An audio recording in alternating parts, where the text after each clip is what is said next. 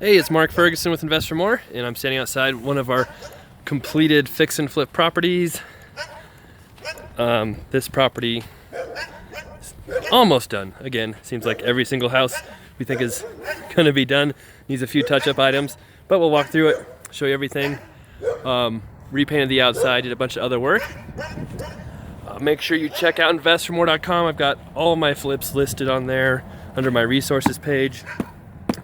And we have 18 going right now, so still working hard. Have quite a few listed under contract. They'll be selling soon. So we'll take a look at the house, show you what we did, show you what turned out good, what didn't turn out amazing, and go from there. This house we bought for $151,000. It was from the MLS, so I got a commission when I bought it as well. So made about $4,500 or so from my real estate commission. Spent about $25,000 on the repairs, another $15,000 or so in carrying costs, and then we'll be listing it right around, what do we say, $215,000 in that range. So not, a huge home run deal, but it's pretty easy flip, got done pretty quick, and should make a decent profit on it. So if you want to look at the before video, which I'll have listed in the description here, you can also check out my playlist on YouTube channel for before and after flips. This was all one big room when we bought it, and we added a bedroom here. There actually used to be a wall here before, and just put it back up, made this a bedroom, so it turned into a 4-bedroom. Added that closet right there. As you can see, we painted everything. New doors, some new windows. Redid these hardwood floors, which is the one thing I'm really not happy about. Our hardwood guy is normally really good, does a great job, but yeah, that right there, we already asked him to come back and fix it once, and yeah, it looks horrible. Really dark stain on the outside of the floors. It's real splotchy. Not a very good job. There's a bunch of cracks and different things that weren't filled that normally should be done when you refinish the hardwood. He kind of put on this transition strip that, as you can see, is not stained solid, a brand new piece of wood, so we're gonna have to figure something out. As you can see, just in general, not a good job for something that's supposed to be completely refinished. Here's the second bedroom back here. New fixtures, new door. Well, it looks really good except for the floors. Here's the bathroom. Very tiny bathroom. There wasn't a whole lot we could do to make it bigger without completely rearranging the floor plan, which would have just been too expensive.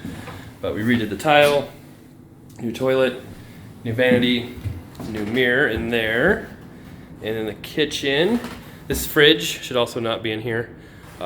We told our guy a couple times to move that, but we'll get that out of there. But we redid the kitchen. As you can see, we went with gray cabinets. We haven't done that yet. Try to be trendy, I guess. Subway tiles. All this, again, Home Depot has a new line of cabinets we've been using that these are from, so they're pretty nice, but pretty good quality. They have the kind of self-closing drawers. So we'll get that fridge out. Besides that, kitchen turned out really nice. We moved to the back of the house. This was kind of one open room before, and we built this closet for the washer and dryer area, hot water heater. So those are closed in now. Here's a third bedroom back here, which, the same hardwood guy refinished these floors, and he did a completely different stain, which actually looks much better than the other stain, but I don't know why he did that. Really weird. I think this stain actually hides the blemishes and some of the cracks I didn't fill a lot better, but the dark stain really showed a lot of the, inconsistencies in the hardwood. Right back here is kind of another family room. New carpet, paint doors, and then another bedroom back here.